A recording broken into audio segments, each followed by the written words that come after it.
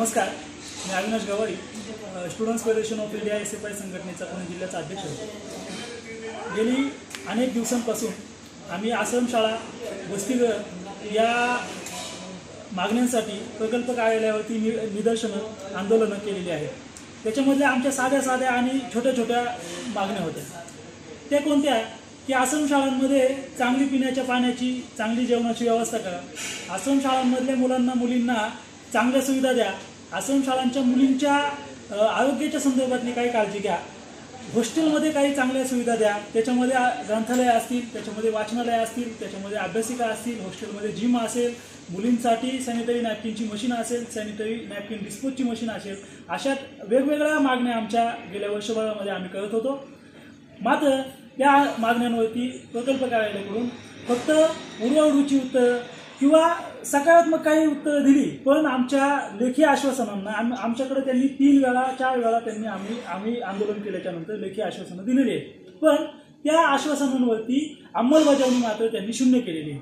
आणि त्या अंमलबजावणी होत नाहीये म्हणून शेवटचा पर्याय म्हणून आणि शेवटचा त्यांना एक जाब विचारण्यासाठी आम्ही उपोषणाची हाक दिलेली आहे।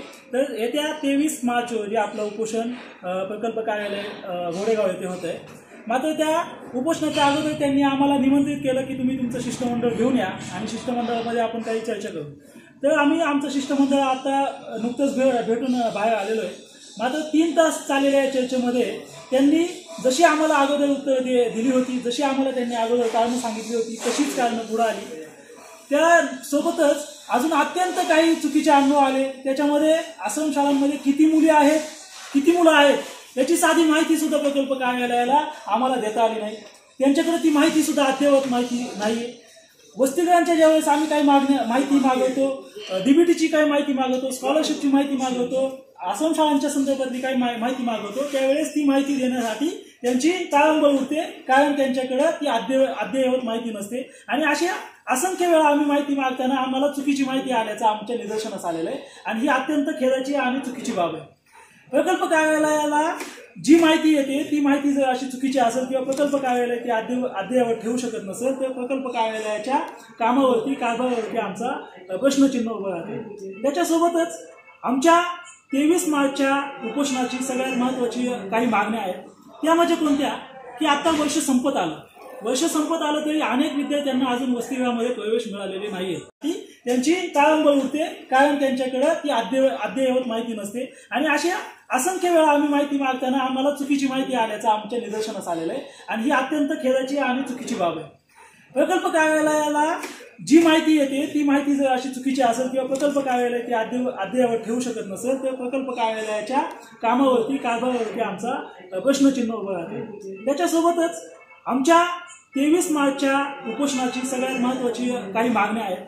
त्या म्हणजे कोणत्या की आता वर्ष संपत आलं तरी अनेक विद्यार्थ्यांना अजून वसतिगृहामध्ये प्रवेश मिळालेले नाहीये आणि आता वर्ष जर एकदा संपलं तर त्या 250 विद्यार्थी अजून प्रवेशाचे राहिलेले आहेत। 250 विद्यार्थ्यांपैकी पुढच्या वर्षी 50% विद्यार्थी संख्या कमी होईल अशी शक्यता आहे, कारण जर विद्यार्थ्यांना वसतिगृहामध्ये ऍडमिशन मिळालं नाही तर त्यांचं शिक्षण थांबण्याची चान्स जास्त असतात। म्हणून आमची पहिल्यापासून मागणी होती की वसतिगृहामध्ये प्रत्येक विद्यार्थ्याला ऍडमिशन मिळायला पाहिजे, परंतु त्यांनी सातत्याने वेगवेगळी कारणं दिली। आता सुद्धा आमच्या चर्चेमध्ये आम्हाला अपेक्षा होती की त्यांनी विद्यार्थ्यांच्या ऍडमिशन संदर्भात तरी सकारात्मक भूमिका घ्यायला पाहिजे होती आणि सगळ्या विद्यार्थ्यांना ऍडमिशन देण्याबाबत त्यांनी निर्णय द्यायला पाहिजे होता, पण त्यांनी वरिष्ठ कार्यालयावरचे हे मुद्दे आहेत, मंत्रालय स्तरावरचे मुद्दे आहेत अशी कारणं सांगून त्यांनी ऍडमिशनच्या मुद्द्यावरती तोडगा काढलेला नाहीये। आणि म्हणून त्याच्यानंतर दुसरी मागणी अशी की विद्यार्थ्यांना जी DBT मिळायला पाहिजे ती DBT त्यांनी व्यवस्थित सगळ्या मुलांना दिलेली नाहीये। त्याच्यानंतर पोलीस भरतीपूर्व प्रशिक्षण जे नागपूरमध्ये आहे, आता पोलीस प्रशिक्षण चालू व्हायला पाहिजे होतं, ही मागणी आम्ही वर्षाच्या सुरुवातीला केली होती। सुरुवातीपासून आता वर्षाचा शेवट होत आला तरी पण पोलीस भरती प्रशिक्षण चालू झालेलं नाहीये, ते चालू व्हायला पाहिजे ही आपली सगळ्यात महत्त्वाची मागणी। त्याच्यानंतर वसतिगृहामध्ये मिळणाऱ्या सुखसुविधा सगळ्या व्यवस्थित पाहिजेत ही आपली मागणी।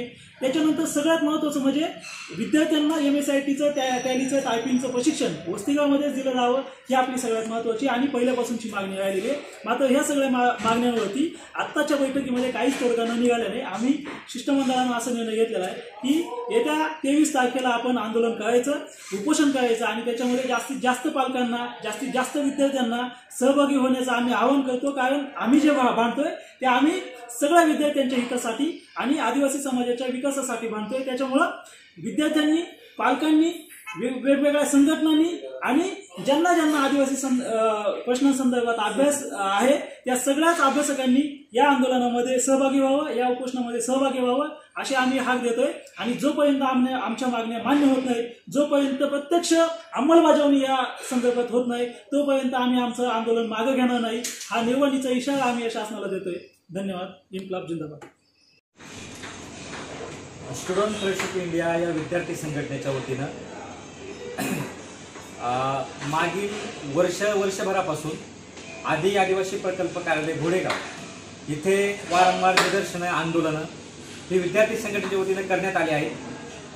मागील 1 सप्टेंबर रोजी विद्यार्थी संघटनेच्या वतीनं घोडेगाव प्रकल्प कार्यालयावरती एक 400-500 विद्यार्थ्यांचा मोर्चा आपण केला.